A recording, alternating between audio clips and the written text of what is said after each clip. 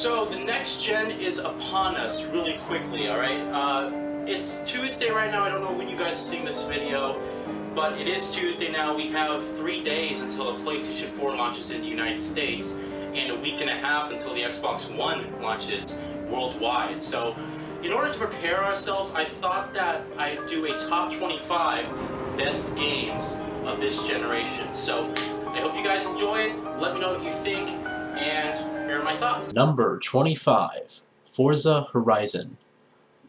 So I've said this before and I'll say it again.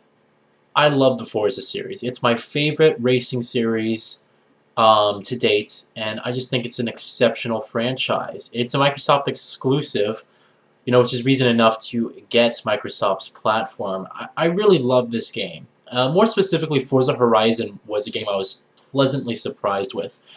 I was a huge fan, and still to this day, of the racing simulators, the Forza Motorsport series. And when this game first got announced, with this trailer actually, I'm looking at this trailer, I'm like, the fuck is this? I didn't understand any of it. I was like, this isn't Forza, what the hell is this? The game came out and it got, at the time I didn't know much about it, but the game came out and it got really good reviews, and I struck a deal, I believe it was a Black Friday deal, for this game. I said, alright, fine, I'll give it a shot because everyone's saying it's really good. And this game was exceptional. It's an open world driving game. It just looks amazing, alright? I think it only runs in 30 frames per second. At least that's what I've been told.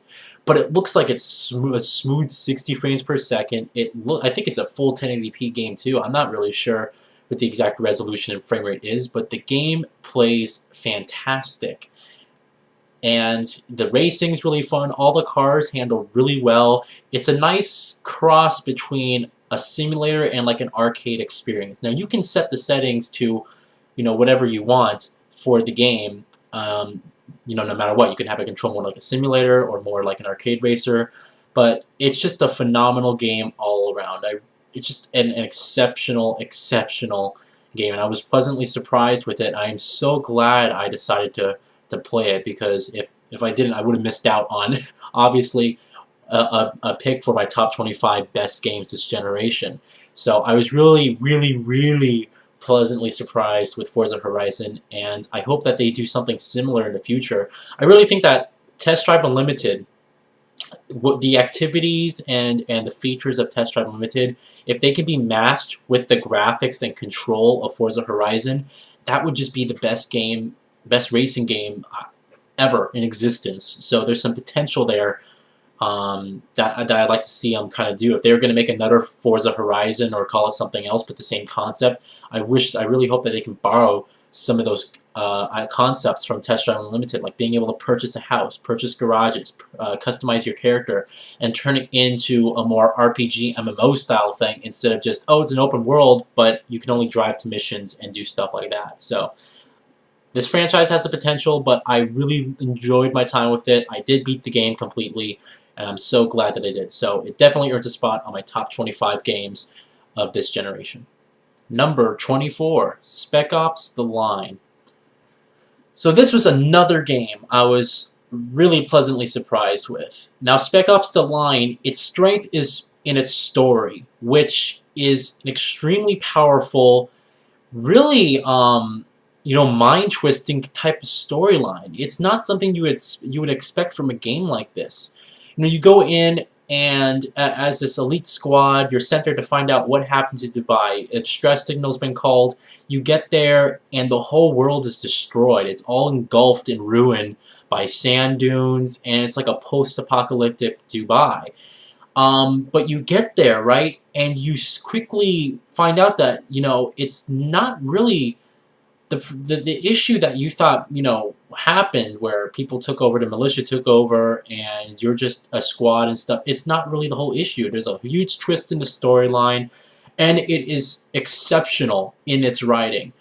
I was so surprised with this game. This game actually, it really shows you the grittiness of war, and it makes you, it really showcases that well. It really makes you think about your actions, and there was a point in this game where I was playing it, and I decided to go the certain route.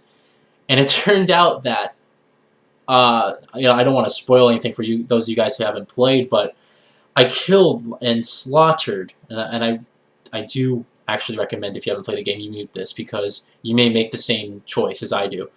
I killed and slaughtered probably hundreds and hundreds of people, and I'm walking around and they're showing this woman holding her child, and she's just, their whole bodies are burnt to a crisp. And that was through my actions. And as the player, you know, there's always seems to be this disconnect with the character and the player, but not with this game. And this game makes you really cautious and shows you the consequences of your actions. And when they showed me that, it was just a mother holding her child, but they were burnt to a crisp. And the child wasn't like, you know, like a 11-year-old girl. Like, it was like a newborn infant child too. And it's showing their faces, how they were screaming.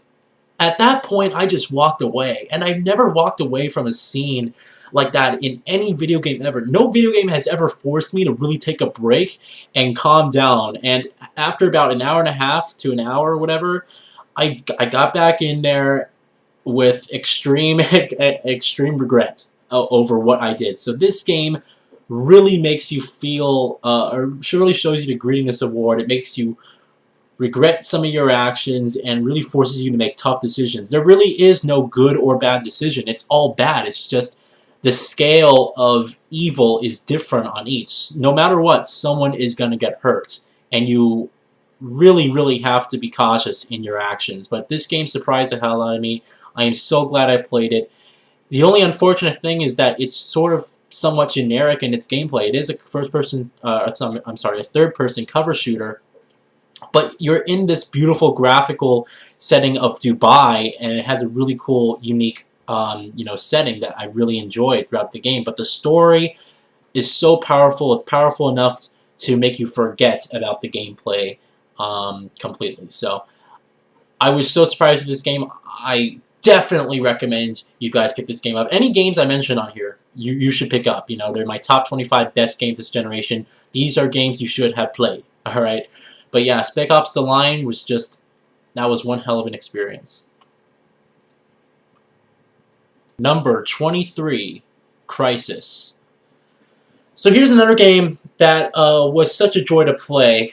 This is the original Crysis, which released exclusively on PC platforms back in 2007. More so, this game was a technological marvel when it came out. It not only pushed PCs, it was so graphics intensive that the majority, if not all, hardcore gamers at the time who owned PCs could not max this game out. It was such a graphics intensive. Even today, my graphics card can run it at 1080p maximum settings with about, let's say, 2x anti-aliasing, and I get about 45-50 frames per second average. It's not even pushing 60 frames with those settings. So Crytek's quote when building this game is that we build games that are future-proof. And they're definitely correct. In the technology that they're using, it's definitely a future-proof game. Now, on top of just the graphics, the graphical fidelity and the technology that built it with the CryEngine 2, this game had also a really awesome storyline. It starts off where you have this weird alien thing going on. You're investigating this Korean island, and people are running experiments that they shouldn't be using, and it's like this huge thing. You're afraid the Koreans will get hold of nuclear weapons and you turn it against the United States and the rest of the world. This is North Korea. So you go to this lush tropical island somewhere, you know, in North Korea, and you are basically set off on your own. You know, you get separated from your squad, and you quickly learn that no, it's not just, you know, biochemical weapons. It's a whole alien race. And you have this awesome, obviously the plug for Crysis is the nanosuit, which allows you to jump high, move faster than anyone else. It can deflect bullets. You can become stronger than anyone else, like literally punching through buildings and throwing people halfway across the map. You can completely turn invisible and go for a stealth approach. So the game offered a wide variety of different ways to play. Not to mention you had these large open areas. This game was almost like an open world in that instant. You had these humongous levels that it was part of the whole thing at the time where if you see it, you can go over there. And for the most part, it's really true. You can go underwater and skip half of the enemies on the map if you really wanted to. Or you can, you know, take the high ground, maybe do some platforming on the cliffs or something, traverse the cliffs, and skip over everyone that way. Or you can just walk past the enemies and cloak. You really can do whatever you want to do in terms of the gameplay. It offers a wide variety of different gameplay options. And for a game that came out in 2007 at the time, it was amazing.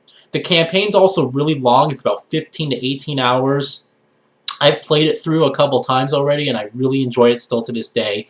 So the Crysis, the first one, will always have a special place in my heart. It's one of my favorite first-person shooters out there, and they actually re-released it on consoles, so you can get it right now for the Xbox 360 and the PS3 as a digital download, and it's built with the CryEngine 3 with an updated engine, so it performs great, and it still looks pretty good. So I really recommend you guys give this game a shot. You can get it on the Xbox Live Store, the PlayStation Network Store, whatever you want to do.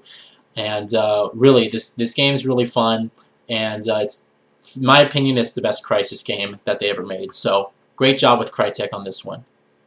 Number 22, Binary Domain. So I wasn't sure if I was able to put this game on this list because there are other games that captured a pretty well good storyline with great gameplay, and it was just great overall. But after thinking about it, I said, you know what? I can't fit this game on my list. So Binary Domain is one of those games that was like a sleeper hit. But among others, what it really did was probably, and still to this day, to my opinion, it has the best storyline of when it released in 2012. I gave it best storyline out of every other game that released. And keep in mind, this is 2012. It beat Far Cry 3, Hitman Absolution, Dishonored, Resident Evil, freaking what else that came out in 2012? There's Mass Effect 3. So I gave this game a pretty, the best storyline of 2012. And I still to this day believe it deserves it. Binary Domain's storyline is an exceptional masterpiece. It has great character development, which at first, you think the characters are just generic mock-ups of, their countries. But it turns out that, these characters really have depth. And they really feel believable characters, and you do care about them. You really do. And it's just, throughout the whole story, it's an exceptional thing. You're going to be through twists. You're going to be through sad moments, through happy moments. There's even some humor involved in this game. And I really do believe that this game did an exceptional job on its storyline. The graphics, too. It's set in this futuristic Tokyo setting where, where basically you're a Rust crew and you're investigating because you think this corporation's been making what they call hollow children. And hollow children are basically robots that look and feel human. And they've basically been programmed to think they're human. That is against the law. It's in the future in 2080 where robots and advancements in technology have become so far that they're able to now make robots that look exactly like humans. And it's against the law, but this company, this Japanese company's been accused of making these robots after an attack on U.S. soil. So you're going here, you're investigating the crew, your main goal is to get to the corporation, get the guy in charge, his name is Amada, and bring him back to the United States for questioning. But you quickly realize, hey, things aren't as they seem. This game leads you to think it's going in a direction, and then completely veers off the road from that. Like you're saying, okay, I see the ending, and then it's like, nope, twist, and it's like, what the hell? I didn't even expect that. And that's the whole tone throughout this game. It's just unexpected. You have large, varied boss fights. Boss fights that, hey, it actually, they're large in scope, but they're varied too. You're not just fighting the same thing. They all have different gameplay styles, and it's just an exceptional game. I really think it's fantastic. It's unfortunate because this game only sold 20,000 copies, which is just painfully, disappointing, especially for a game like this. And I recommend anyone, still to this day, I know I've said it a lot in the Video Game Awards of 2012, but I'm going to say it again. I really think this game is a masterpiece. In some regards, the gameplay's, again, it's like Gears of War, but it actually mixes third-person shooting elements with RPG elements. So you can upgrade your character, make him reload faster, make him sprint a little bit quicker, make him regenerate health faster. You can upgrade your weapons too, and upgrade your character's weapon. You can choose squad mates. Not to mention that there's these speech options in the game where during shooting segments you can tell your squad, hey, cover me, hey, shoot this guy, or flank this guy, right? And you can do this telling your teammates stuff like that. And depending on whether you've been a good person, meaning that you haven't shot them in the face and haven't disobeyed their orders, they will listen to you. If you're a complete dick to everyone, they'll just say, hey, no, screw you, I'm not going to do anything to help you. So you have those interesting moments, but at the same time you have different endings. And you also have romantic cutscenes like Mass Effect. You can literally... if you're good with certain characters, you can literally enter like a love scene or whatever. It's fantastic. The way the story went, the graphical style is awesome. There's varied gameplay. Sometimes you're driving and stuff like that. It's just an awesome, awesome, awesome game. And I still to this day recommend each and every one of you go out and play it because you're going to love it. You're going to find it's fantastic. And the story is going to be so surprisingly entertaining. It's more than just a B-movie, and I really am sad that this game didn't get the attention that it rightfully deserved. But that is it for my opinion on Binary Domain, and I'm glad I was able to include this in the top 25 best games of this generation. Number 21, Mirror's Edge. I knew that you guys were waiting for this one. You guys thought I was going to give this game number 1, right? Number 1. No. I'm not an idiot, alright? When I like a franchise, I'm intelligent to know, if you can really call this a franchise now, but I think you can. I'm not going to just say, oh, the game's fantastic because I love it and it's the best game I ever played. No, I'm going to look at this from an overall experience standpoint. Everyone knows that I love Mirror's Edge. Everyone knows that I think the game is fantastic, and I've played it endlessly over and over and over and over again. So everyone knows how much I love this game. Alright, let me talk to you guys a little bit about why I love the game. Truth be told, I'm a bit shameful of saying this because of how much of a fan I am of it now. When I first played this game, I skipped all the cutscenes immediately. The gameplay was so good, and I didn't give a shit about the story at all, that I just skipped all the cutscenes except for like the very ends or the final few. That's how interested I was in getting back into the exceptional gameplay in this game. Mirror's Edge is an important game, especially for this generation, because it proves that you can have a completely unique game in its core gameplay.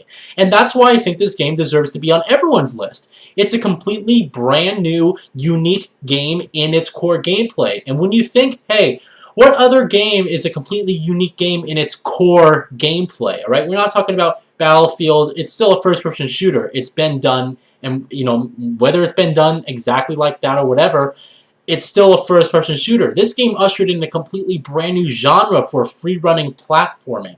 Sure, it is through a first-person perspective, and you can pick up a gun if you want to, but the core gameplay of the game is doing runner-based parkour movement styles in a very, stylistic fashion. That is the core gameplay. You can, if you want to, pick up a gun and start shooting people. Now, there is no ammo clips in the game, so you'll run out of ammo pretty quickly. But hey, if you want to pick up a gun and kill all the enemies in front of you, you can do that. Or you can use your hands and fists, or your fists and feet. That's what I did the first time. My first playthrough of this game, I completely beat it without firing a single bullet, and that was actually a trophy at the time, and I remembered, I was like, hey, I'm going to do that when I get this game, and I did. So, but yeah, Mirror's Edge is such a dear game to me, and I really hope a lot of you guys who haven't tried it out will definitely give it a go. I've mentioned this a lot during my game collection video. I bought a brand new copy and unboxed it in my game collection video, so that was a cool treat for you guys. But yeah, this game Mirror's Edge is just it's an experiment that shows that hey, you can have something completely different. And now with the brand new Mirror's Edge coming out, I can we'll be talking about that later. All right, we'll be talking about Mirror's Edge, the reboot, later. But as for the first original Mirror's Edge, it really was a fantastic game, and like I said, a completely brand new, unique game in its core gameplay.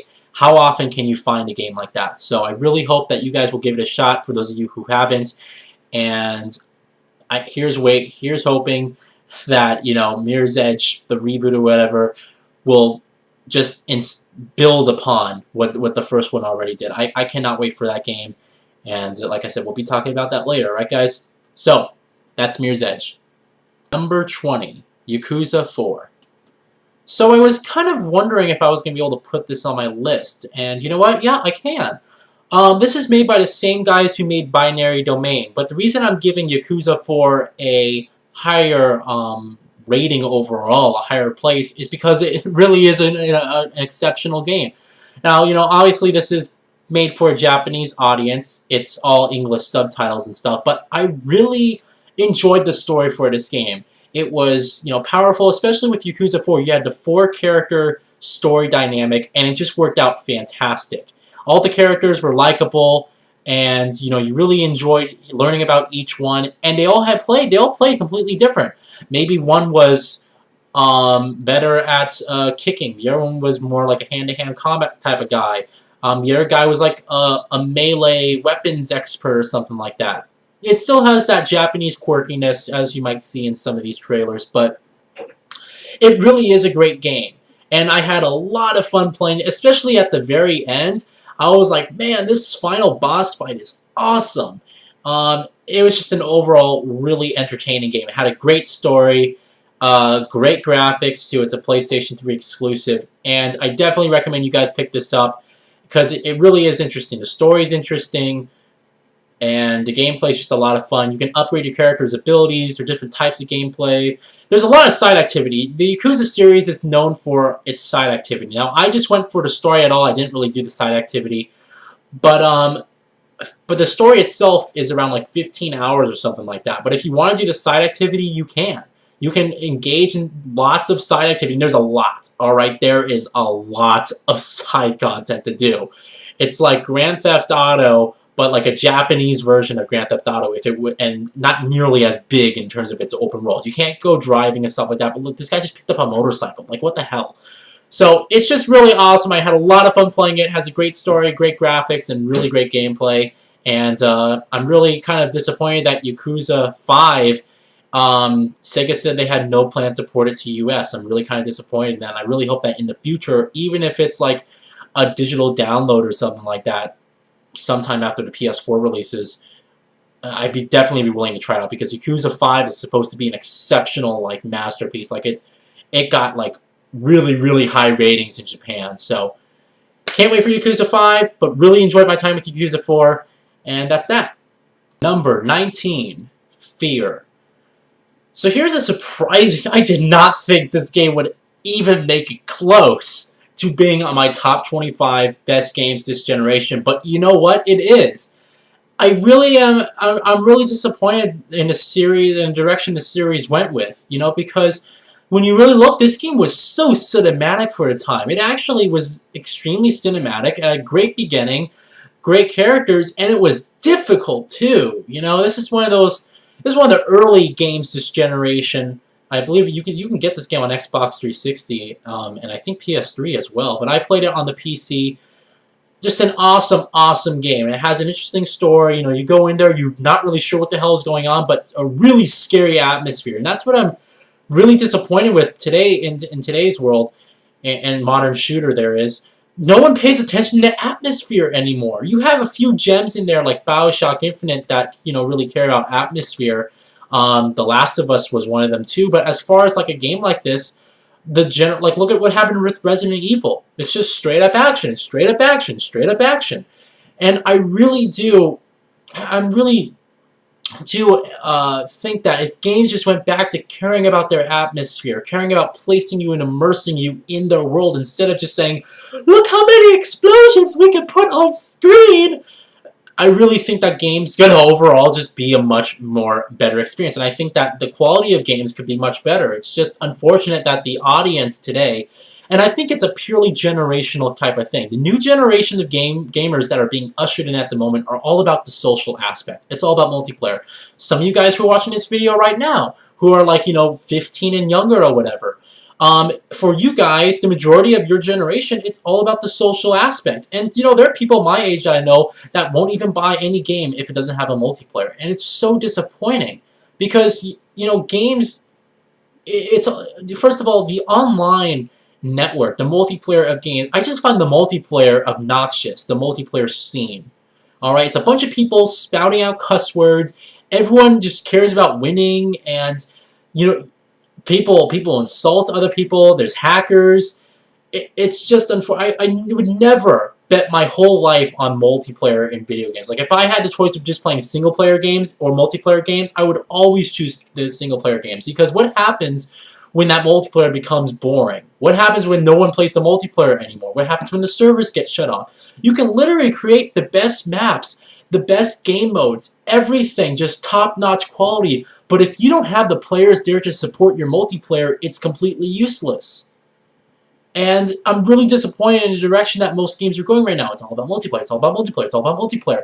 And it's not any longer about, hey, let's create an emotional, character-driven storyline with an atmospheric, amazing levels that really make you scared, that really show what we can do with the technology of video game consoles these days. It's just unfortunate, but Fear was a shining gem for me. I did not expect this game to be anywhere close on this list. I went into it thinking, whatever, and I came out of it pleasantly surprised. So if you guys have the chance, I definitely recommend you pick up the first Fear.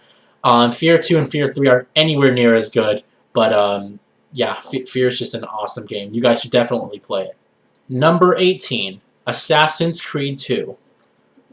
So, still to this day, Assassin's Creed 2 is my favorite Assassin's Creed out there. Now, I have Assassin's Creed 4 right now for the PS4. Depending on when you guys are seeing this, I may be even playing it tomorrow. But Assassin's Creed 2 was exceptional. It wasn't just an improvement, just an expansion on the first Assassin's Creed. They changed gameplay, they added new side missions, brand new characters. It was just a much better game and expansion in every way possible. You have this really likable, charming, young character, Ezio Auditore, who actually ushered in a complete, what do you call those now? 3 movies. I'm completely going blank here on the words. But, a whole trio of Assassin's Creed games just dedicated to his character.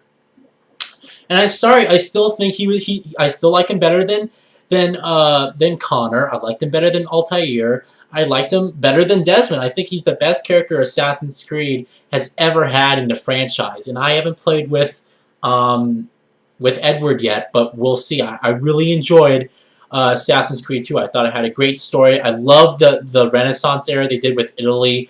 They captured it perfectly. You're meeting and you're interacting with people like Ezio, Leonardo da Vinci. But it's just an awesome, awesome, awesome game. I had a lot of fun playing this. There's tons of side content to do.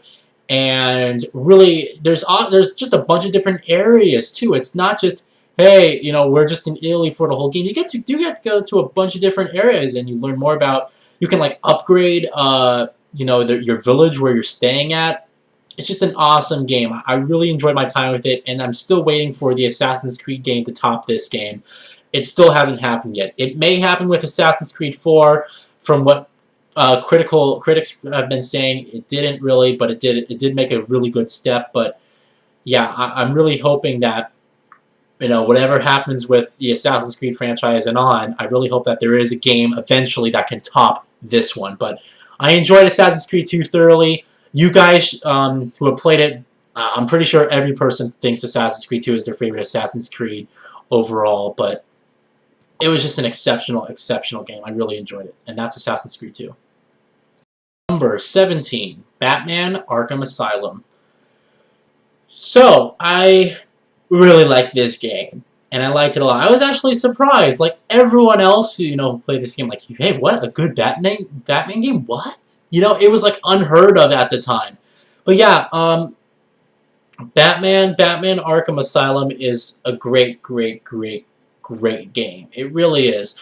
I liked it better than Arkham City. I really did. I thought it was just a fantastic game.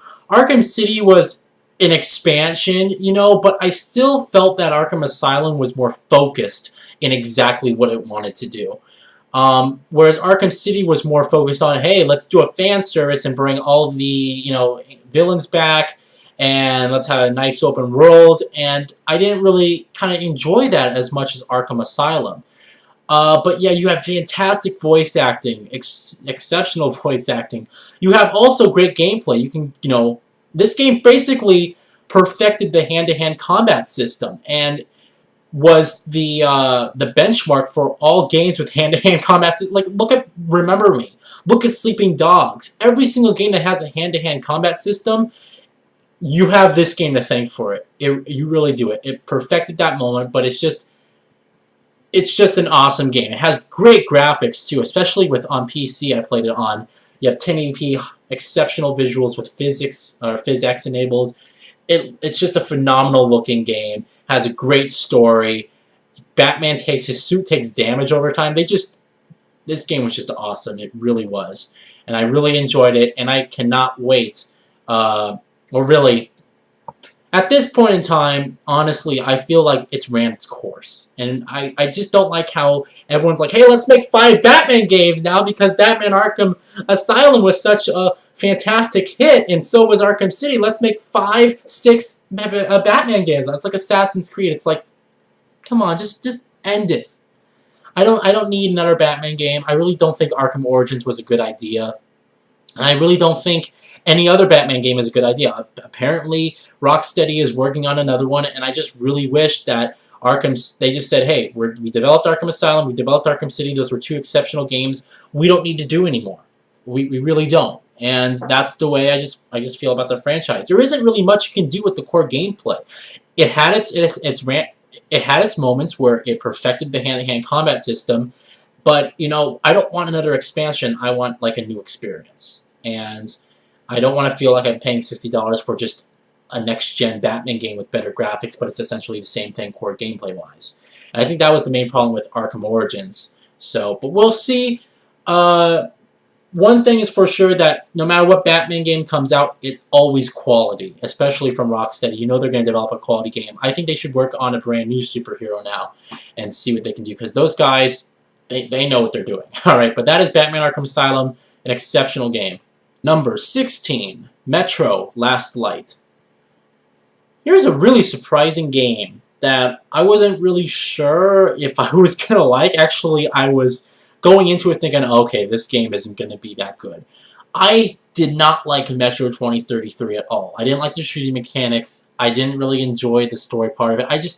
I thought the graphics were exceptional, but I just did not enjoy my time with Metro 2033. So I went into Last Light thinking, alright, this game's probably going to be okay at best. But what I got out of it ultimately was an exceptional experience.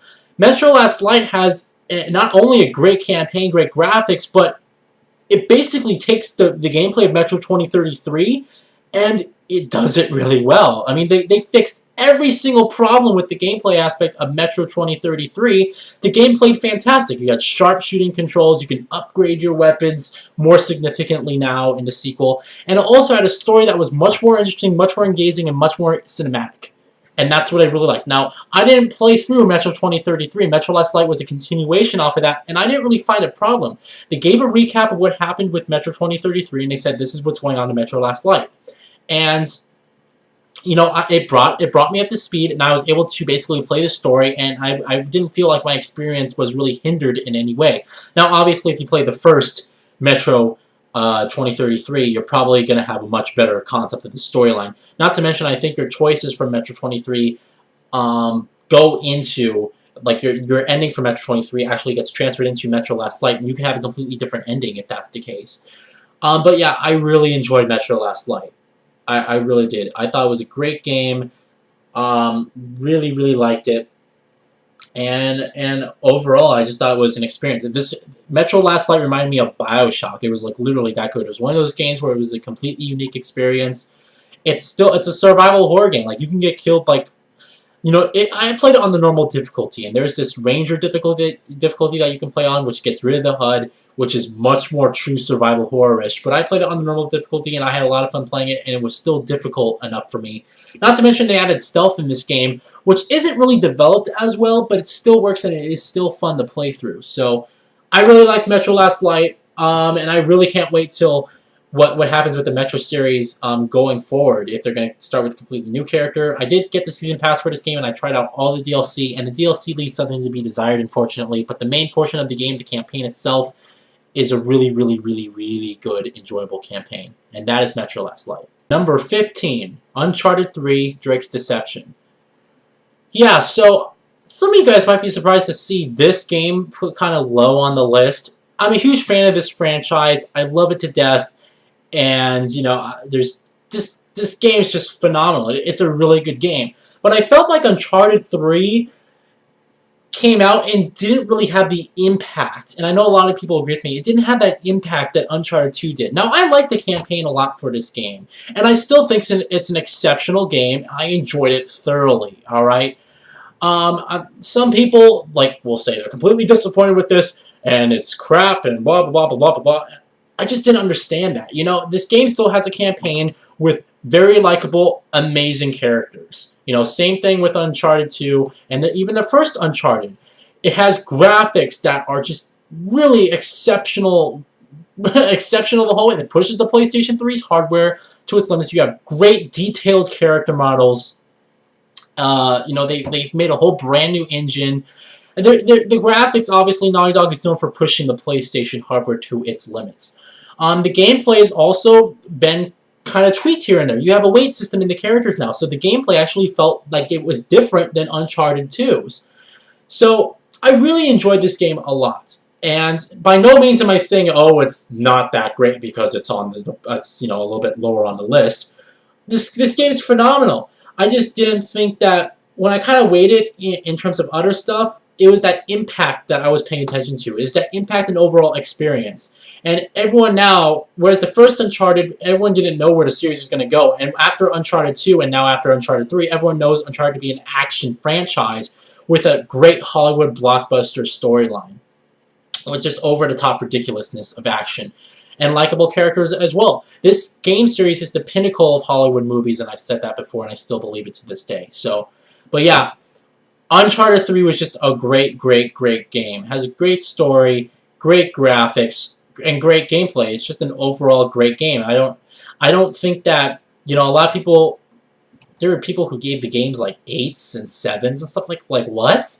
I really feel like if Uncharted 3 came out before Uncharted 2, Uncharted 3 would have been like an exceptional... People would have said, oh, this game's fantastic. But I think after Uncharted 2, everyone sat there and said, oh, my expectations are through the roof now because I expect Uncharted 3 to be exactly, if not better than, Uncharted 2. When you really have to weigh it down into what is the experience without there being sequels. Like, don't weigh everything in regard to something else. Everything shouldn't be just compared to the last iteration.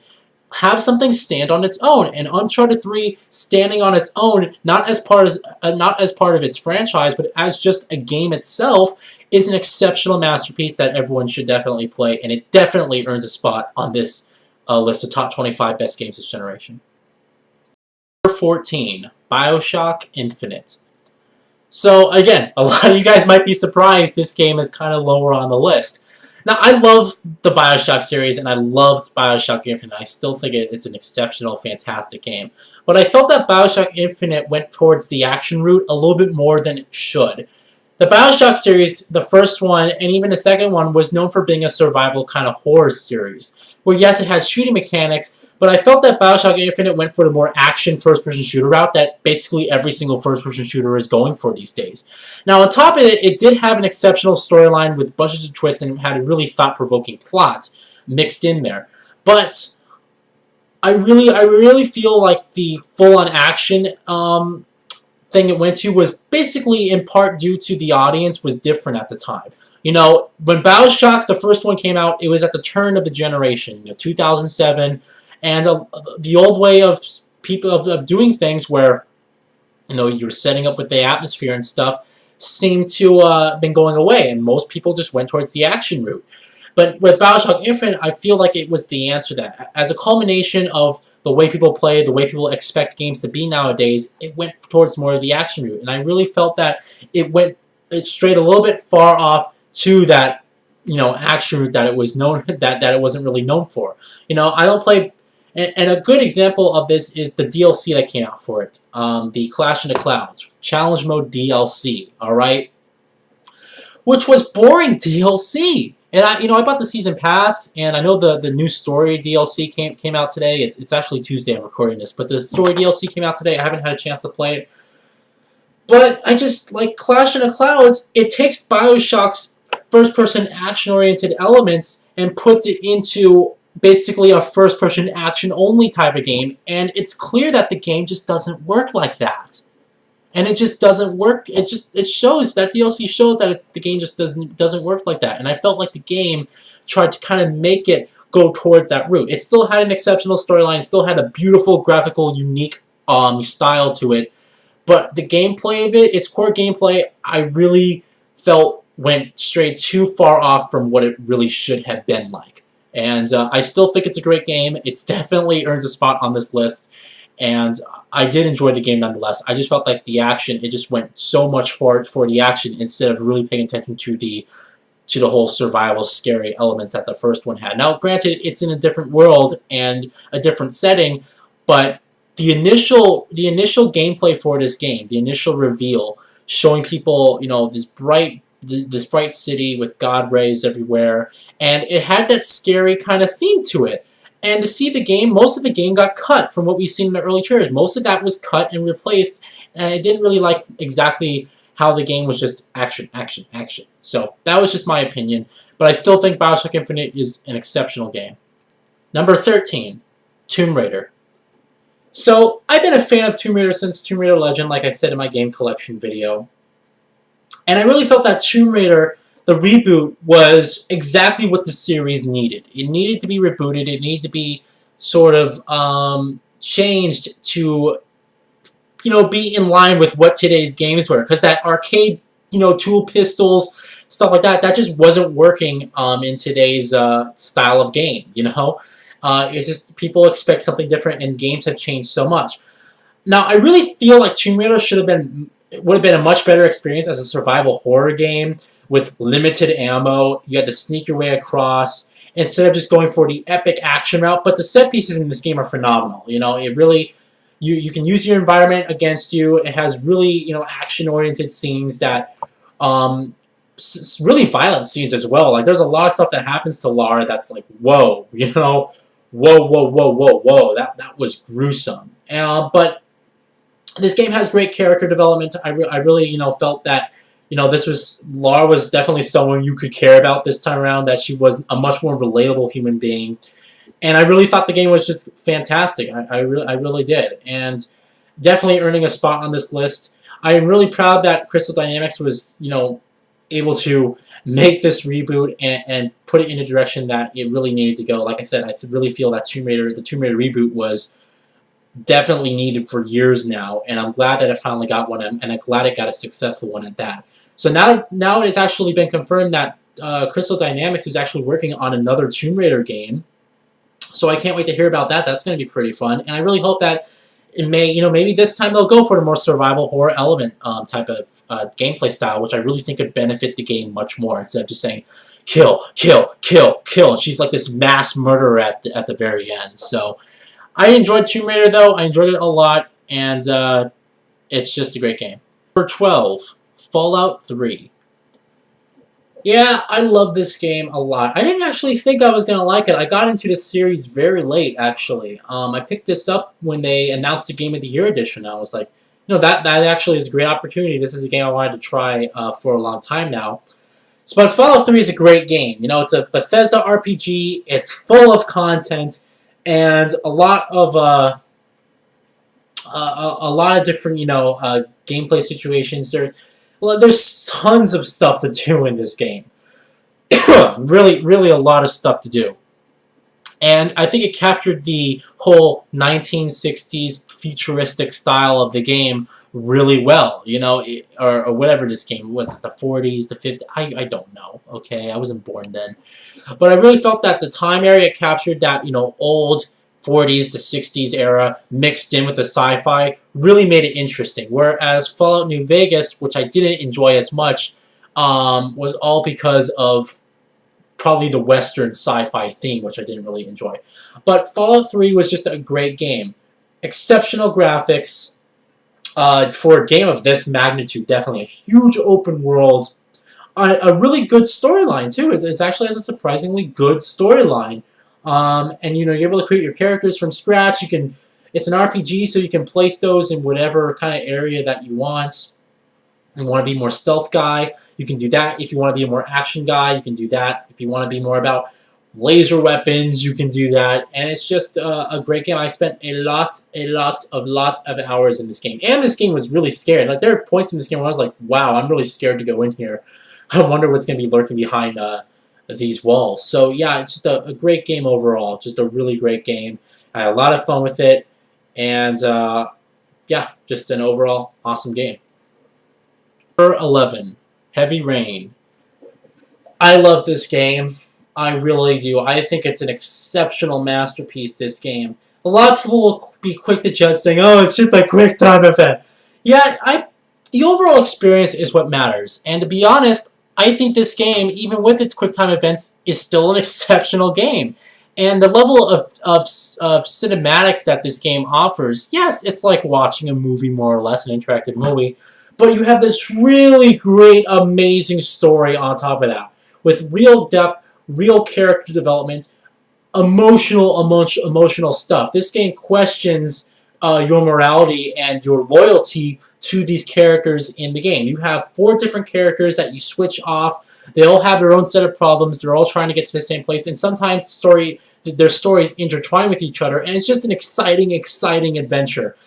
I was playing this game, and just when I'm not, even just when I'm pressing time button sequences on screen, this game made my heart race. I was scared at one moment. I was having a lot of fun at the next moment. I was sad at another moment, and I was worried at other times too. It brought you through a variety of locales, different characters. There's speech options and stuff like that. I just really enjoyed this game. This game has amazing graphics too. That really pushed it. Still to this day, amazing facial technology. Now with Beyond Two Souls, they perfected that, and now basically the game looks photorealistic. But yeah, Heavy Rain was just an exceptional game. Everyone should play this. It's a PlayStation 3 exclusive, and more so than just, it's a quick time event, it really is an overall amazing experience. Number 10, Telltale Games presents The Walking Dead Season 1. Yeah, I wasn't sure. I wasn't sure if I was going to put this game on this list, but I played this game on Vita, alright, on the PlayStation Vita, and it played great on the Vita. It had an unlocked frame rate. Sometimes it would achieve up to 60 frames per second, even with great graphics as well. Yeah, this game is the most emotional game I've ever played. And let me tell you something, I was so surprised, I really was. I played this game, and I was like, just blown away at the stuff that happened to the characters, at what happened with the choices that you had to make. It was just incredible. It really was. This game is the only game that I've ever played in my entire life, and I've played a lot of games, alright? This is the only game that actually made me cry, alright? At the very end of this game, I was bawling. I heard that happened to everyone else, and I was like, the whole time I'm like, I'm gonna keep it in. I'm keeping the tears in, man. I just broke down. It was, I consider myself a very hardened type of person. Like nothing can really get to my emotions that much. But this game, man, it just, wow.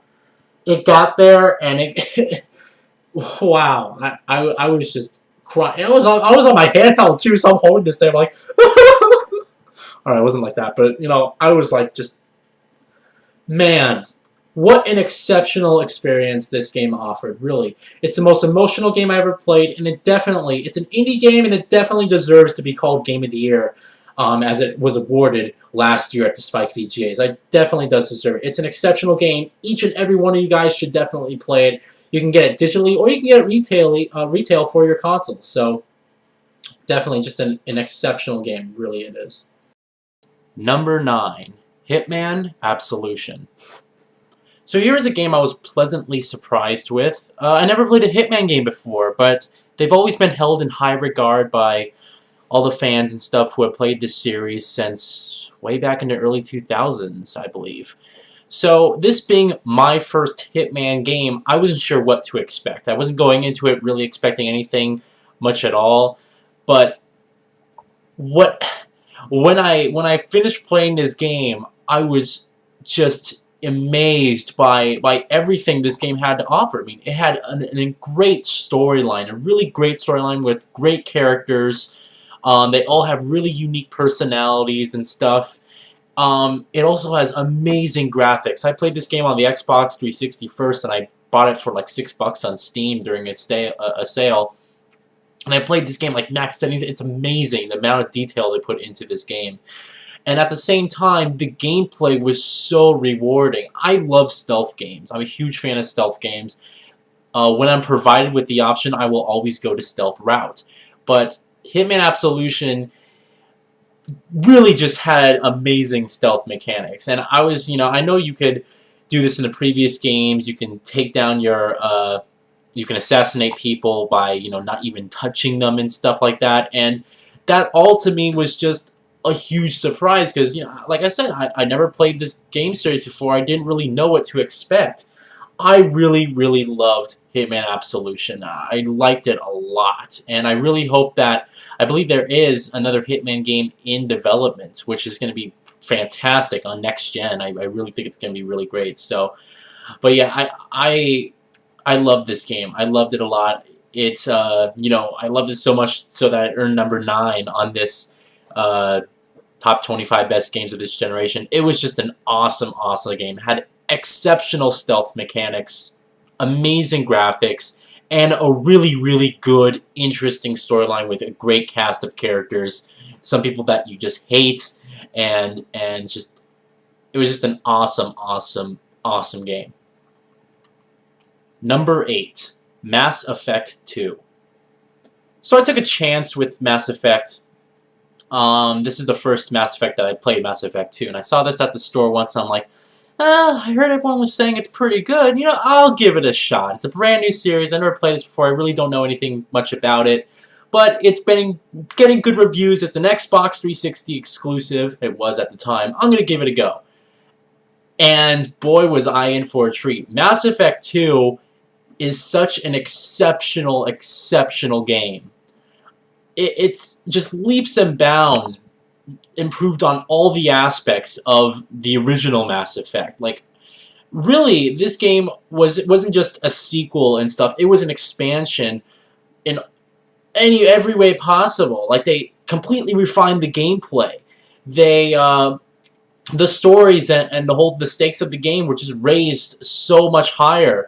You could actually get yourself killed at the end of the game, and it was just an exceptional, exceptional game. I didn't really, again, this was a series I took a chance on, and I'm so glad I did. I swear, if I missed this game this generation, and I was just playing this now, I would have been kicking myself for years, alright? Because this game is just fantastic.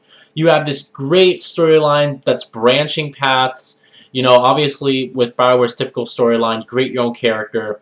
But you can choose different voice options, and there's romance scenes in the game, and you can, recruit different people, and your choices from the first game reflect what happens in the second game.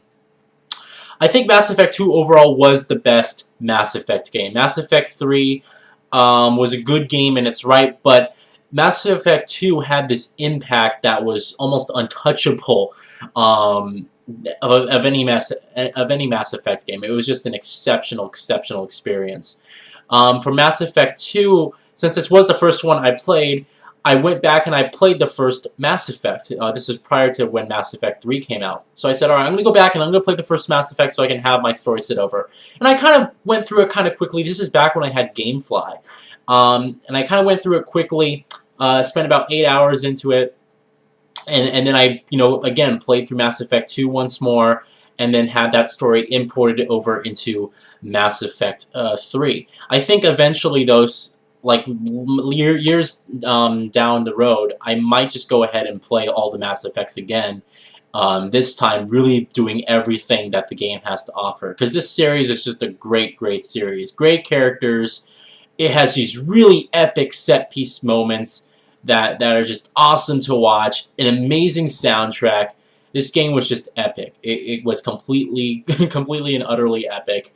And I was really, really, really satisfied with the chance I took on this game. See, and that's why I encourage everyone to take a chance on some games that, they're just not familiar with. It's just a shame that a lot of people just don't want to take chances anymore. It's always like, oh, I'll buy Call of Duty because I know I'm going to like it. And in that respect, I can see, because, hey, I don't have enough money, I want to make sure that when I buy something, I'm going to get a good product. And the only way you can guarantee a good product is if you, keep buying the same series and stuff that that you like. But really, Mass Effect was just a great game, and I'm so glad I took a chance on it back when it released in 2010.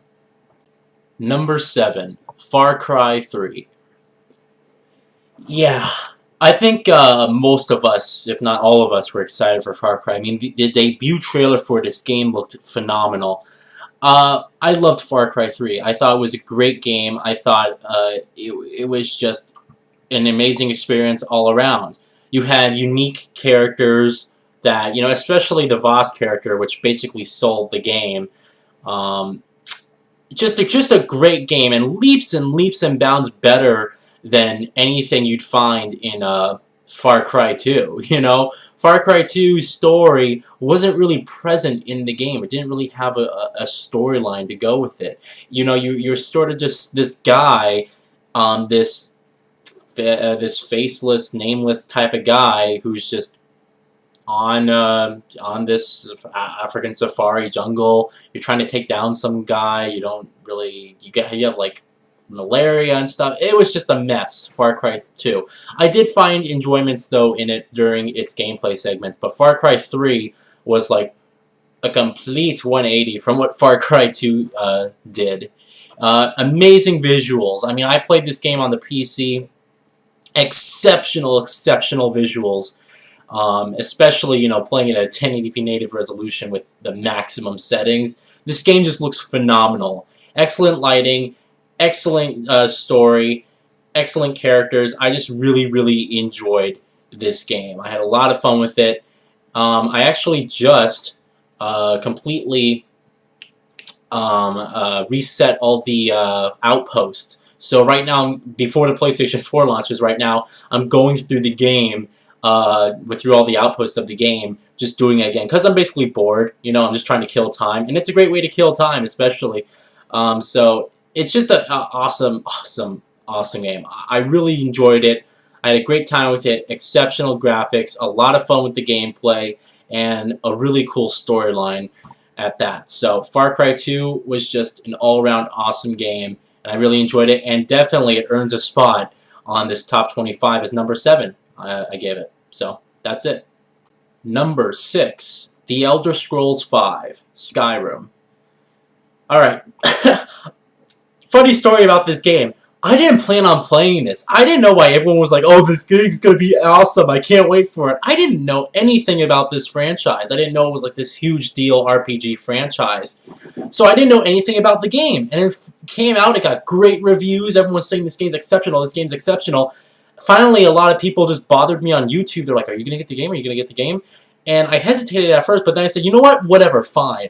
And I bought it while I was on vacation, had it shipped to my house, and boy, was I surprised at this game. I really was. I never played an Elder Scrolls before, but I did play Fallout 3. It is, again, a Bethesda RPG, but the amount of content this game packs is unrivaled, alright?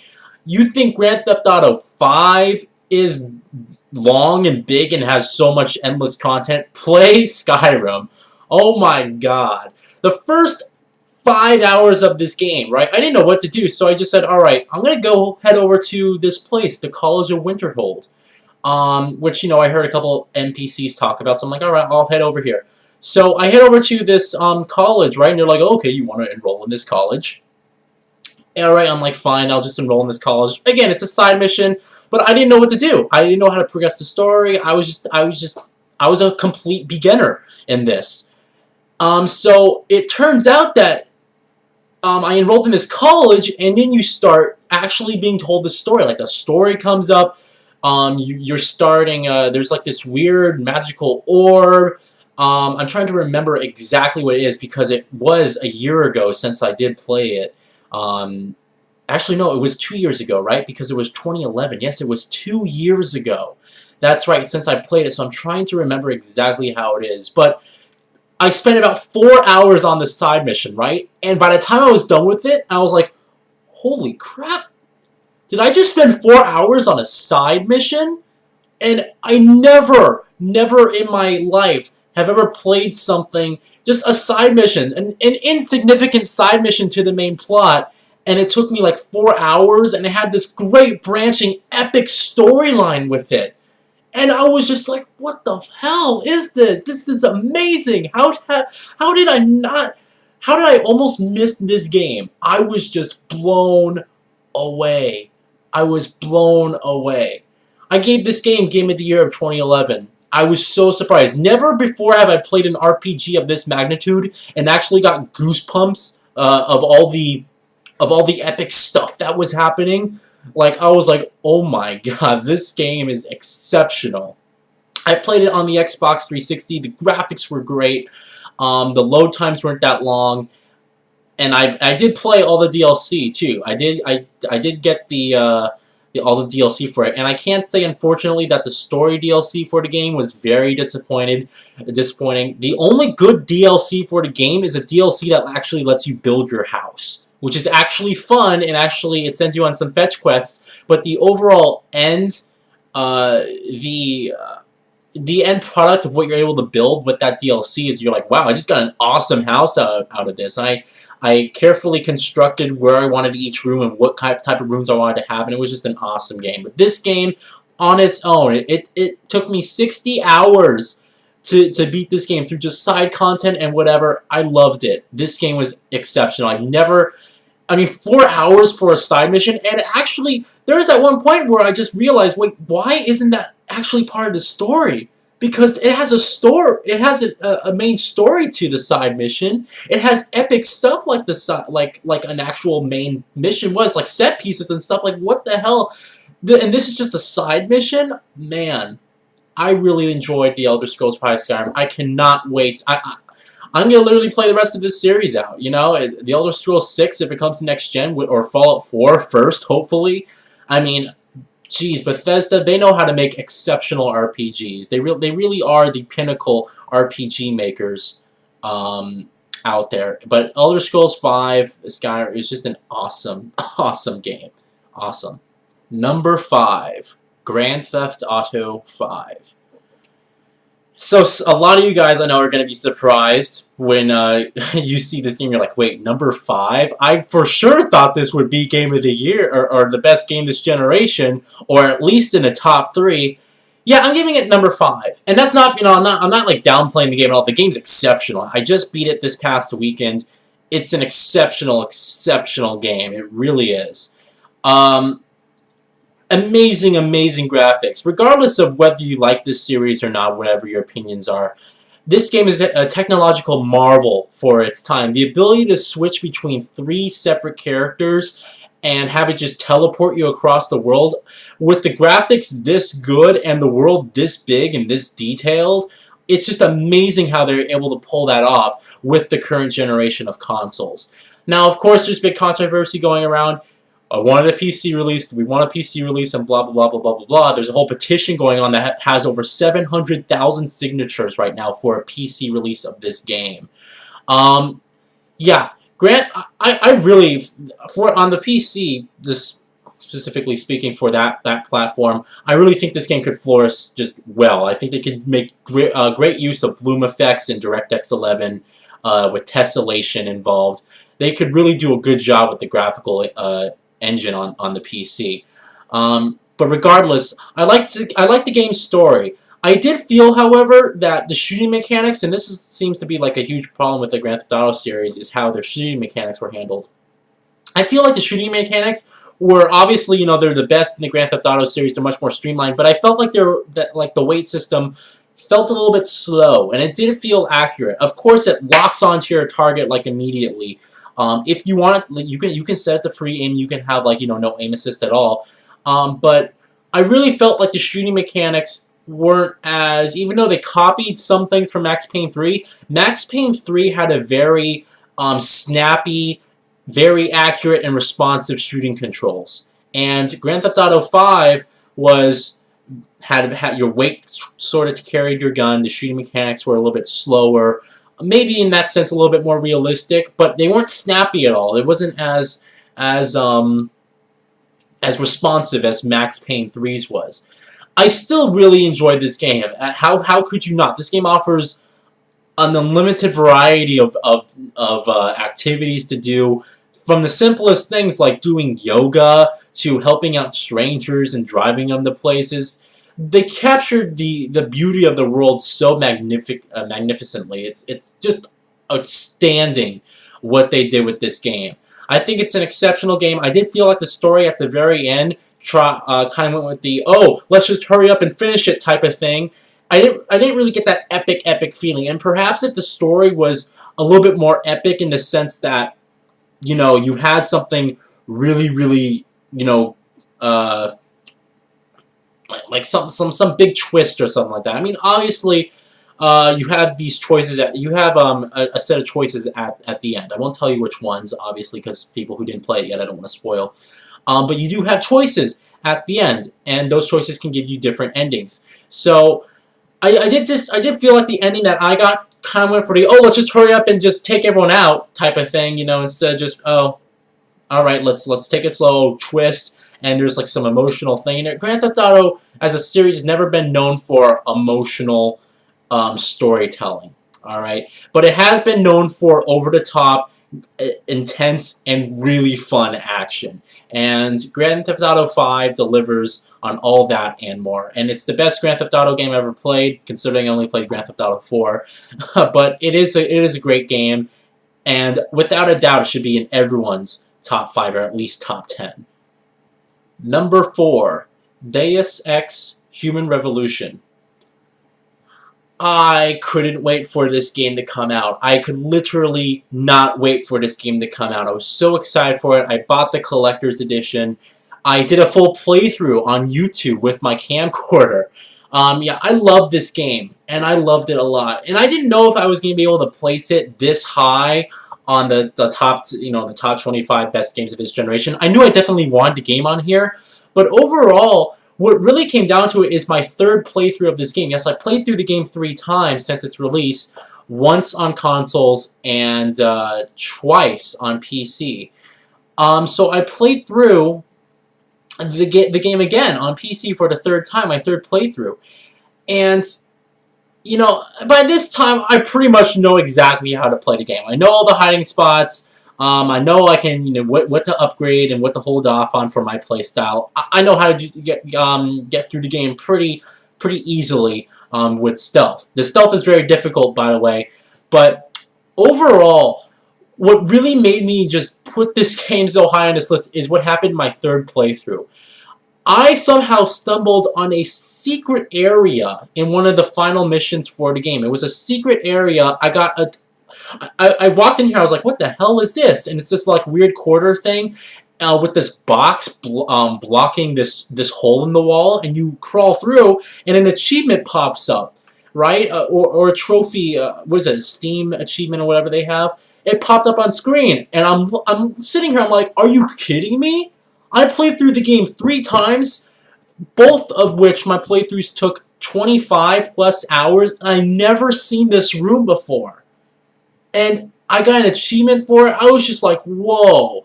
I was so surprised at that moment. And at that moment, I was like, okay, this game is incredible. I'm a huge fan of futuristic cyberpunk. Yeah, you know, that whole theme of futuristic. I love what the developers can do with the art style and stuff like that.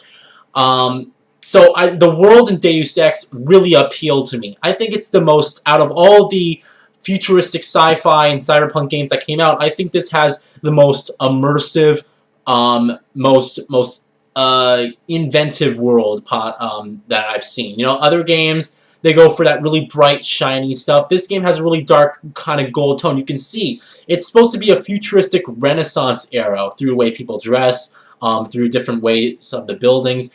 And it's amazing. The soundtrack for this game is exceptional as well. It also has a great storyline.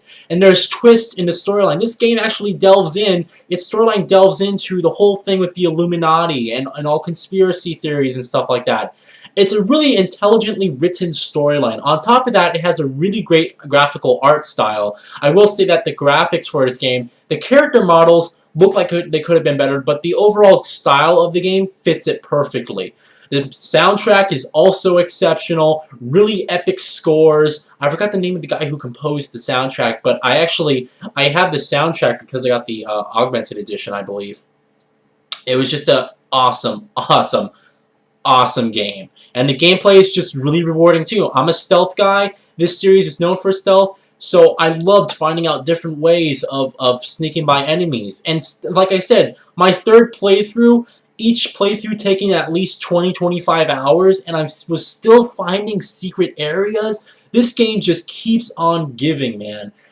I love Deus Ex Human Revolution. I really do. And I think it's a remarkable game, and I really can't wait till we get our hands on another one, because my time with this game, I mean, I'm gonna play through again. I bought the director's cut for $5 on Steam because I own all the DLC and everything. So once the new Deus Ex, we start hearing more information about that, I'm gonna go ahead and replay it through the director's cut, which is supposed to have refined boss battles, and it's supposed to be a much more streamlined, better version of the game. Again, a new experience on my 4th playthrough. So it's gonna be outstanding. I can't wait for it. And as far as Deus Ex Human Revolution goes, it's just an exceptional game in my opinion. The best stealth game I've ever played this generation. Number 3, Uncharted 2 Among Thieves. So obviously this is going to be like on everyone's list. But yeah, I'm giving this game number 3. I think it's just a fantastic, fantastic, fantastic game. More so than what Uncharted 3 was. Uncharted 2 just expanded on the franchise. Again, it refined the controls. It offered a bigger, better campaign with a much more open-ended storyline, meaning that instead of you just being stuck on this island, albeit a very pretty, very dangerous island, I didn't have any problem with the visuals for Uncharted 1, I'm just putting that out there at all, but, or where it took place for that matter, but Uncharted 2 was like more, oh, let's go over to this part of the world, let's go over to this part of it. It was like a globe-trotting adventure, sort of, whereas the first game you were constrained to one island. Because you're going different worlds, you have these different set pieces and these different settings. Uncharted 2 Among Thieves, it was one of the best single-player campaigns I have ever played in my entire life. Amazing character development. At the same time, introducing brand new characters, which again felt like you really, knew them. They had real personality. They were really likable people. It was just an epic Hollywood blockbuster event. Some people think Uncharted 3 is better. Some people think Uncharted 2 is better. I think both Uncharted 2 and Uncharted 3, I enjoyed them both the same. I did think that Uncharted 2 made a much better and bigger impact than it did previously. It pushed PlayStation 3's hardware to what we thought was the limit. That was until Uncharted 3, The Last of Us, and Beyond Two Souls came out.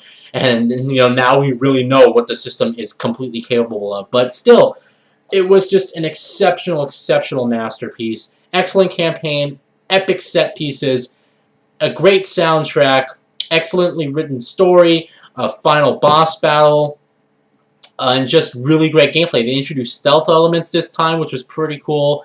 And it was just a fantastic, fantastic game. I really don't know what else to say. Everyone here probably played Uncharted 2. You all know exactly what I'm trying to tell you. It's just an exceptional, exceptional game.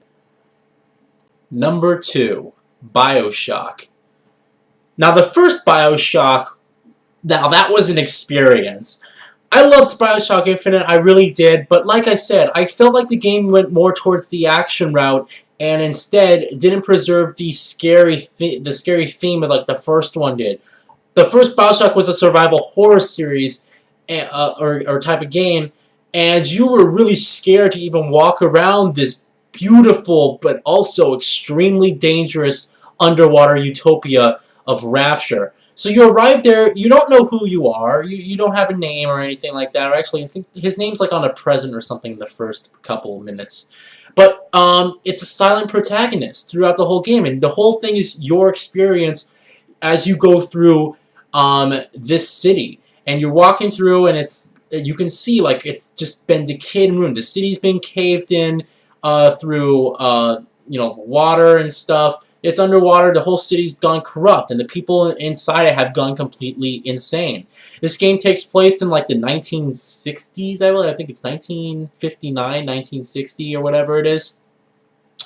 Just exceptional, exceptional, exceptional experience. Especially for a time. This was 2007. This was one of the lost exclusives from Microsoft for the Xbox 360. It was just an exceptional. Again, the first BioShock was a completely brand new, unique experience. You know, it was unlike anything you ever experienced before in a video game or anything for that matter. It was just like, what the hell, you know? But it had a great twist throughout the storyline, an excellent storyline at that, and you're just in awe as you walk around and as you go through this city, and people are trying to kill you. There's splicers, there's these plasmids, as you can see, which give you superhuman abilities. Yeah, this game, man. This game was something else. I loved BioShock Infinite. I did love the first BioShock more. The first BioShock was an experience, and BioShock Infinite was an experience as well. But what the first BioShock did was provide an incredible experience that was, I think, much more of an impact for its time. It really created something that we haven't seen before, and I really thought it was exceptional. Number 1, The Last of Us. I thought long and hard about this game, alright, and about this decision to make it number 1. Believe me, you don't really, when it's your choices for the top 25, best games this generation, you don't want to make a decision that everyone's sort of against you on. But still, it remains your opinion, and I do want to just give me some time to really delve into this game and why I do think it's number 1. The way in which I rated all of these games that I'm talking about today are in the overall experience. Not because one has a better story, one has better graphics, or one has a more interesting or more fun gameplay, but overall, which experience gave you something that was incredible, something that hasn't happened, that you haven't experienced before, more or less. Which one shocked you? Which one really, really, really gave you an overall, the best experience possible? And I, drew down on a piece of paper randomly. I wrote down each and every single game that I talked about today. All the ones that I mentioned on here, the top 25. And I said, alright, Mirror's Edge number 1. And then Binary Domain. Okay, did I think Binary Domain was an overall better experience than Mirror's Edge? And I would say yes, or I think Binary Domain. Okay, Binary Domain was like right under Mirror's Edge. But let's say Heavy Rain. Heavy Rain was definitely a better experience than Mirror's Edge overall. So I placed it on top of there. And The Last of Us came up, and at the time of what I had written on that list, I thought that overall I had the best experience out of those games. And then I took all the rest of the games from my list, and I said, alright, which one has the better experience? And I placed them accordingly. And I couldn't get any game to really, really go over the experience that The Last of Us gave me. You had this exceptional emotional storyline, alright, that really with characters and a setting that shocks you. It's a very violent, mature type of storyline. And it's extremely emotional too. Character development is there. It's really done well. And it's interesting to watch these two characters as they basically don't know each other. They don't really like each other. And then it turns out, okay, well, now they like each other. Now they love each other. And they'll always stick with each other. And it was interesting to see the relationship between Joel and Ellie grow in that respect. The graphics too, pushing the PlayStation 3 to its limits, and then Beyond comes out, and it's like, oh my gosh! I mean, I didn't even know the console was capable. I mean, seriously, exceptional visuals that were just. It was a gorgeous post-apocalyptic setting. Most post-apocalyptic games, take Fallout for example, where yes, it's good graphics, but it's gray, it's destroyed, it's on fire, it's just rubble everywhere. The Last of Us went to make it all about nature and how nature reclaimed the world that we took over, and what would happen if everyone just stopped caring and stuff like that. What would happen to the trees and the water supply if nature was just allowed to grow where it pleased? And you saw that effect take on then through the world. In addition to this, you also had the enemies and stuff. You had AI characters, enemy characters, which were created in a sense to believe that they're actually just humans. You know, you're sitting here and you're listening to these guys have a conversation, and they're not really bad people, but they're just survivors like you. But you know that they will not let you just pass along. That it's either you or them in this world. And so you have to make that decision to engage in combat and to kill them, and stuff like that. Same thing with the enemies, with the infected. You know, you can say they're zombies, whatever you want, whatever you want to call them. But typically, zombies are just humans that go back to their original state of mind. It's a virus, something like that. In this game, it's spores. It's a fungus that grows out from in the brain out and takes control of your body. And again, what other game has something like that? Yes, they're zombies, but have they been done in that way? And in that respect, it's an original experience. The gameplay, too, is really enjoyable. This game, single-handedly, in my opinion, saved the survival horror genre. I mean, if you call it what you want, of course, there is action elements in there, but at its core, it is survival horror. You don't have regenerating health. You can get killed in 4 or 5 shots. You're not just this bullet sponge either, and the combat is really realistic and gritty and stuff like that. And it's the whole way the whole game design of The Last of Us was just it all equal to an exceptional experience overall. And I'm sorry, I know some people, I know people who love this game like I do, and I know people who hate this game and really don't like it at all. And I'm sorry, but through my opinion, I'd say that the overall experience of The Last of Us was an unforgettable journey with an exceptional storyline that ended with a sort of, hey, what do you think the ending is like? The ending is up to your own interpretation, more or less. And exceptional graphics with a really fun, exceptional gameplay that you really don't see. I mean, look what happened with Resident Evil. That game used to be survival horror. You saw what happened with Resident Evil 6. It's just atrocious. You saw what happened with the Fear series. It's a shooting gallery now. And all these games sort of said, hey, well, it's the popular thing right now with shooting stuff and action. Let's just make our game series about that.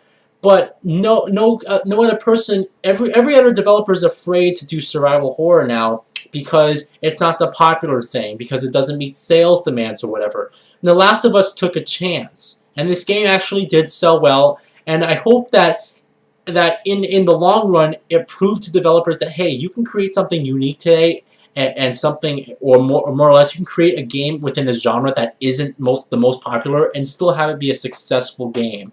I really hope that this game doesn't get a sequel. I'm in the boat of that it shouldn't get a sequel. The Last of Us is an experience that doesn't need to be multiplied 10 times over. I don't want an Uncharted situation. I don't want a Last of Us 2. I don't want a Last of Us 3. I don't want a Last of Us 4. I think The Last of Us should just remain The Last of Us. It's just one singular game. Yes, they could probably do a lot with the hardware on PlayStation 4, but I really feel like this experience is best left alone and best experienced just as one initial game. Sure, if they want to bring it back, if they want to reboot it, if they want to port it to a new console or whatever, then I'm all for it. You know, that's great. But I really don't feel like The Last of Us needs to be a franchise, and I really hope it isn't, because this is an experience that doesn't need to be multiplied 10 times over.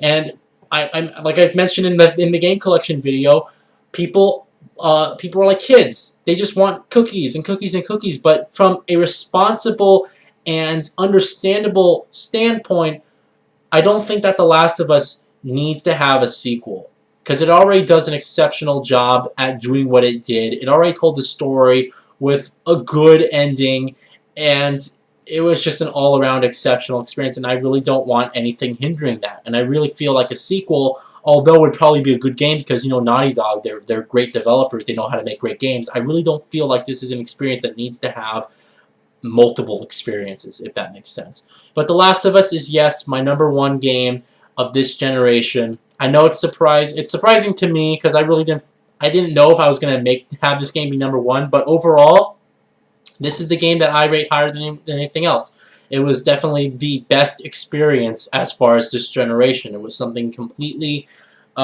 unique in its story, in its setting, and something that really single-handedly saved an entire genre. So we'll see, but I really love The Last of Us and what it did. Alright guys, so there you have it. Those are my top 25 best games of this generation. I hope you guys enjoyed the video, and I hope you guys enjoyed the games that I put on that list. Alright, it was kind of hard, definitely. I had to think about it, and I was kind of going back and forth. Originally I was going to do a top 10, but there are just so many games I wanted to mention and talk about, and so I hope that that video was informative, but at the same time enjoyable. So, in light of getting, you know, prepared for this next generation, which is launching really soon, I thought I'd do a top 5 most anticipated next-gen games. Now these are games that either have been announced but we just don't know that much about, or maybe games that haven't been really confirmed for next-gen, but it's pretty much, I mean, it's pretty much, it's gonna happen for next-gen, you know?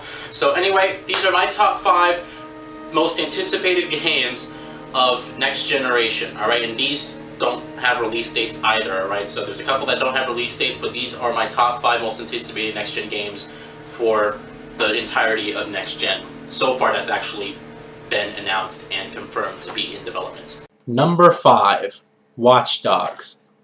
So I cannot wait for Watch Dogs. It was originally supposed to be coming out as a next-gen launch title. Like, I would have been playing it with my PlayStation 4 the day after tomorrow, as far as I'm recording this. But, no, it got delayed. Overall, I'm kind of happy it got delayed, because I want overall a better quality product in the end. But really, the Watch Dogs is pretty much that game that everyone said is the definition of next generation. It's a concept that, you know, makes sense because of the time that we live in, but for it to be done in the game, and for it to be, you know, this broad and wide and stuff, is exceptional.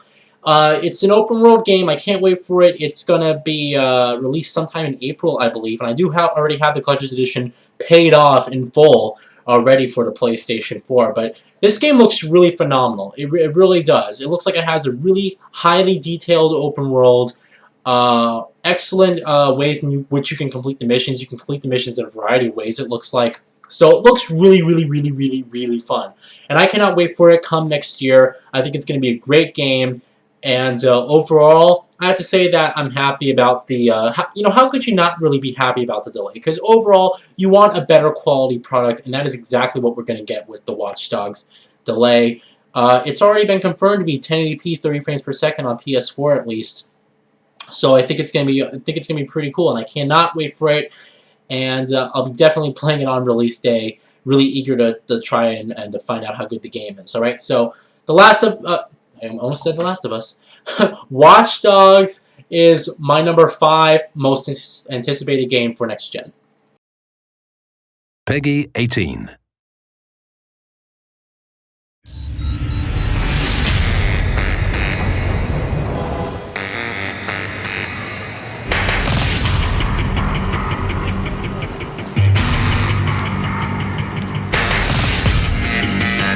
I'm about to open your world. You got me in.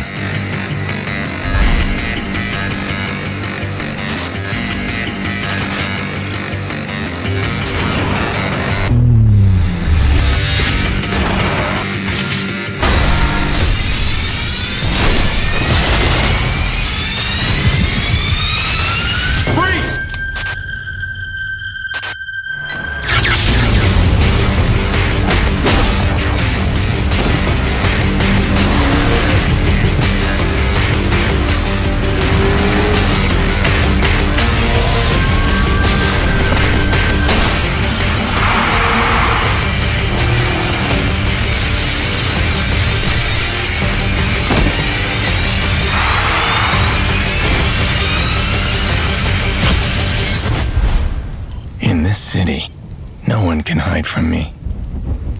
No one.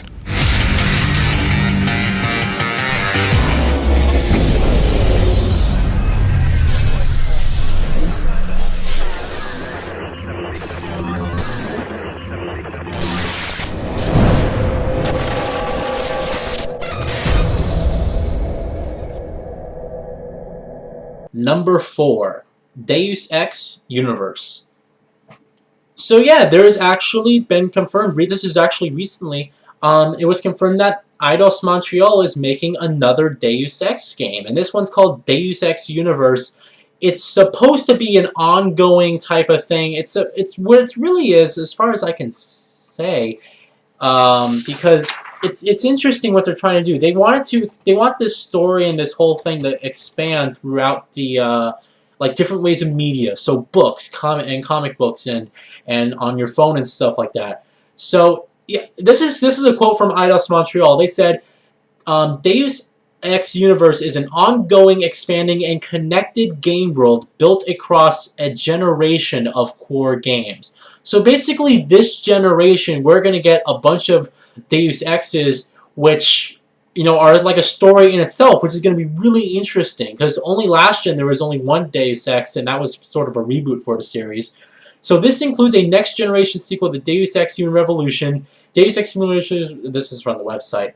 But yeah, I guess we're gonna get like a sequel within the same universe, because the way that Deus Ex ended, Human Revolution ended, was it kind of set it up for, you know, things to come.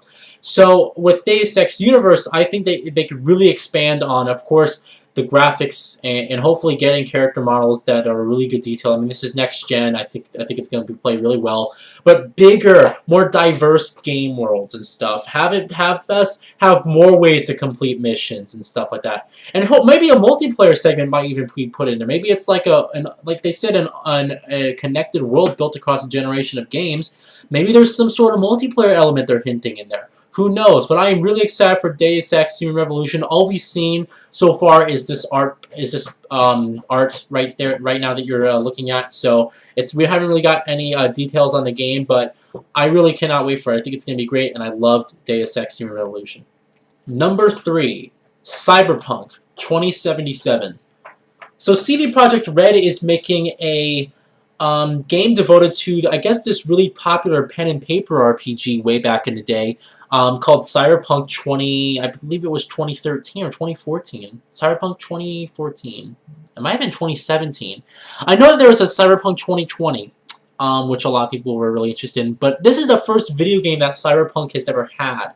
And like I said, I'm a huge fan of the futuristic sci-fi type of world. It's a really appealing setting for me. So hearing all the details, there hasn't really been a lot. We have this teaser trailer, which is exceptional. I'm going to play this teaser trailer at the end of what I'm talking about. So you know, hold on. I'll play the teaser trailer for you in a sec. But it looks really good. You're supposed to be able to create your own character, and it's a third-person RPG. It's a mature RPG. It's set in Night City, I guess, is where the series always took place. But it looks just really good. And you can tell, you know, CD Projekt Red, they made the Witcher series. The Witcher series is known for its exceptional graphics as well as its really good gameplay. And I just beat The Witcher 2. A couple of weeks ago, and I really liked it. So I cannot wait till Cyberpunk 2077. their release target date is somewhere in 2015. They said somewhere by the end of 2015 is their release target date. It's only confirmed for PC at the moment, but they said it will probably come to next-gen consoles. So, I cannot wait for it. I think it's going to be a great, great, great, great game, and I'll definitely be playing it when it comes on release. For what I might be, by that time, I might have built a brand new gaming PC, so who knows. But I really cannot wait for Cyberpunk 2077.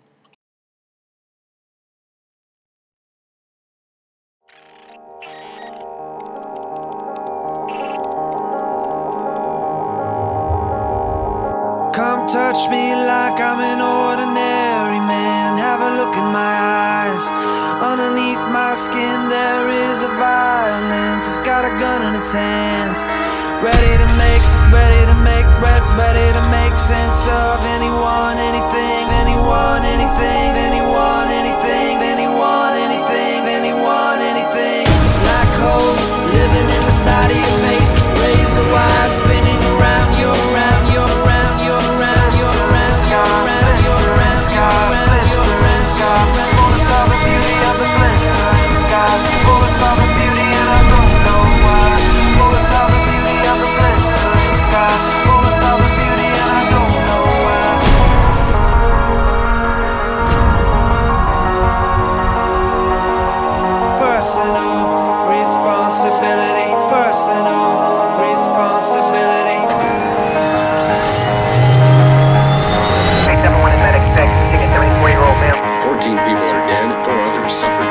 injuries. Police have a suspect.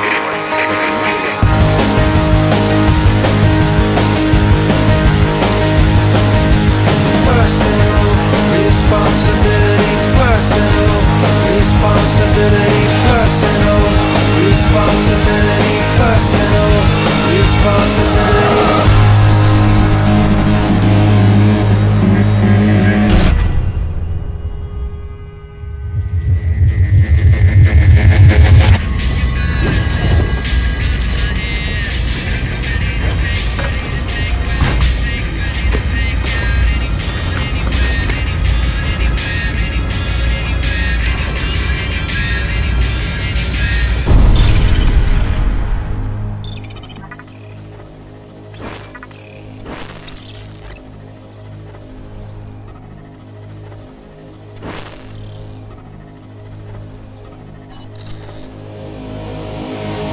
Number 2, Prey 2.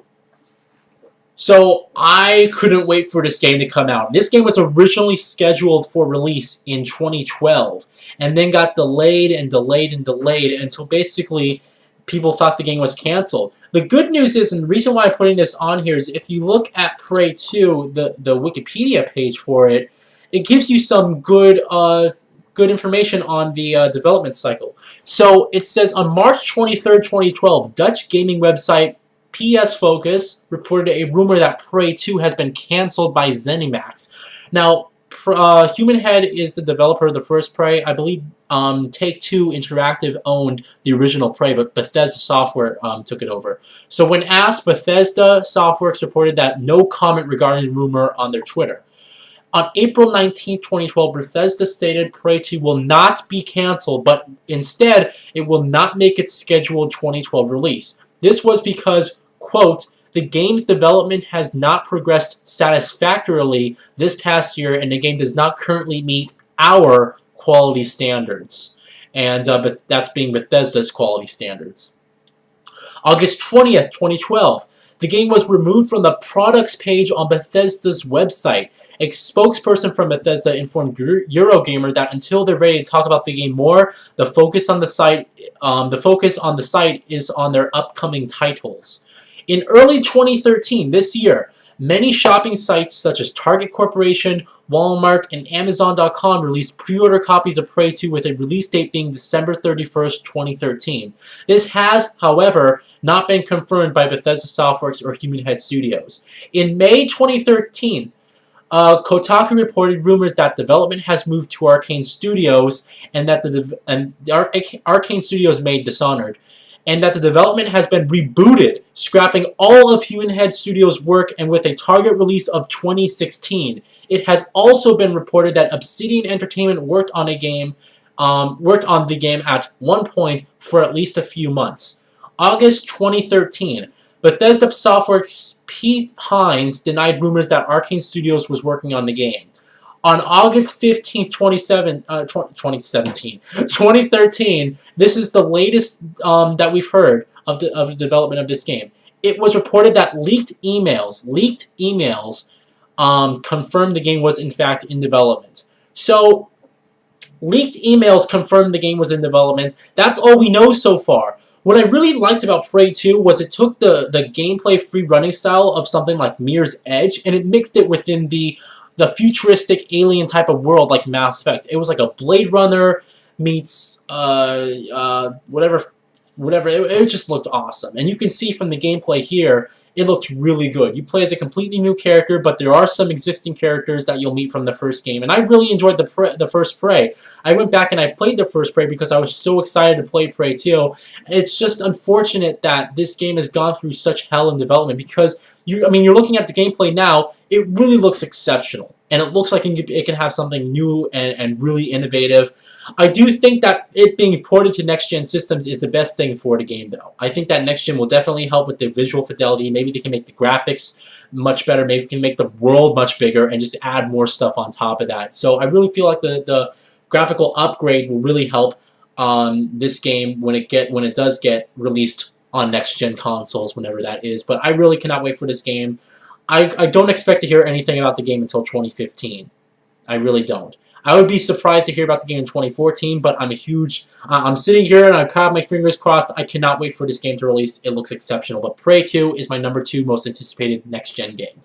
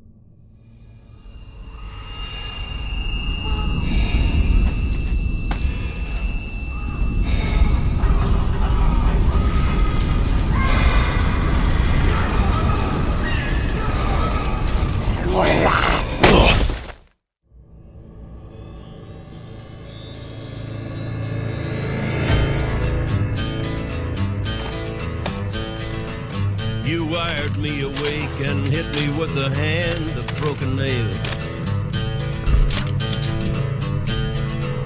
You tied my lead and pulled my chain to watch my blood begin to boil. But I'm gonna break. I'm gonna break my rusty cage and run. Kill you! Finally tracked me down, huh? Somebody shoot this motherfucker! Gonna break my rusty cage and run. Get out of my way!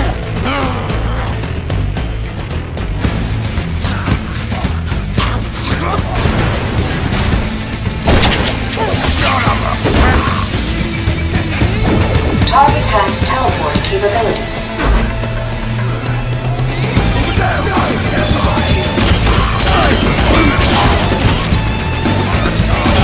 He's right behind me!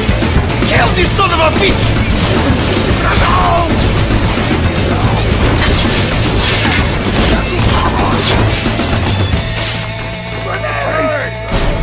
Grab wave enabled. Target is escaping.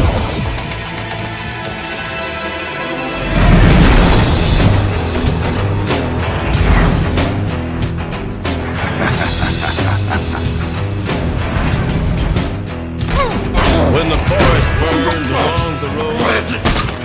Capture device enabled. No, no, wait! I pay double, triple!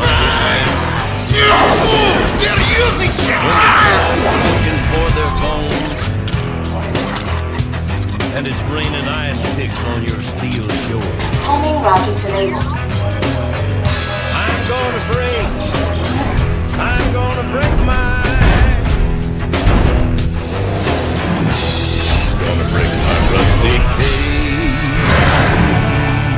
Target identified.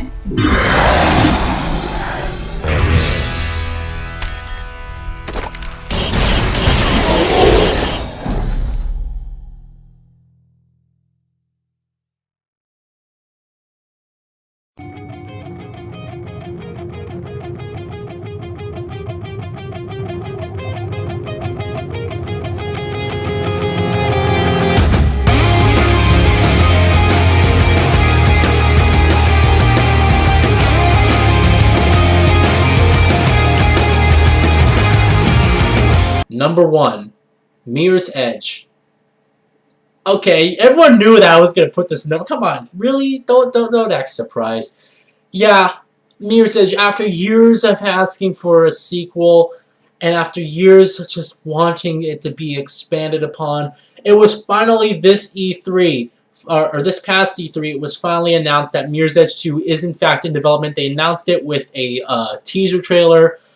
This is a target render, by the way. This isn't actual. People get confused between what in-engine means and what in-game means. In-engine means a target render. It means the game. This is basically how the game is supposed to look. All right. It doesn't mean that's how the game is gonna look. That means that is their goal for how the game is supposed to look. As you can see, it looks phenomenal. It's a completely, again, it's just like the first Mirror's Edge, but this time it's a reboot. All right, they're rebooting the franchise, which I actually don't really have a problem with. Now that they're rebooting the franchise, they can do whatever they want with the story. They can do whatever they want with the world. It looks like they're actually going to go a little bit further in the future, whereas the first Mirror's Edge took place, yes, in a futuristic city, but it was a very near futuristic city. This one looks like it's a little bit further down the road, and it looks exceptional. It really does. The free running mechanics are there. It looks like they really improved the combat. I cannot wait to play this game. I really can't. And I think it's going to be an exceptional game, especially now that it's confirmed to be open world. Finally, I mean, Mirror's Edge seriously was the type of game where the core gameplay of the game was so perfectly well done. It perfectly suited an open world game. But DICE actually came out and they said that Mirror's Edge being open world was originally our intention. So they really did want Mirror's Edge to be open world. The problem was that they are limited by the hardware. It was not possible what they wanted to achieve on PlayStation 3 and on Xbox 360. And Mirror's Edge, the reboot, is now a next-gen exclusive title. This game isn't being ported to current-gen consoles, and I'm so glad it isn't, because a game of this magnitude, I don't want their development being spread thin, saying, oh, we gotta go for other platforms, you know, and have it be like a situation with Battlefield 4 now, where the current generation just is diminished, and it doesn't look that great at all. I cannot wait for this game. My only hope now is that they would actually announce a competitive multiplayer, because I think if they can take the open world from the campaign and have an open world multiplayer where you create your own runner, create like skills and find collectibles and have like a party or a squad system within the multiplayer itself, but also put a competitive multiplayer mode in there. Have races to certain objectives, have exploration missions, have combat missions. Put some competitive multiplayer in there, but at the same time, keep that time trial stages. Those time trial stages from the original Mirror's Edge. If you haven't played the original Mirror's Edge, again, I strongly suggest you do.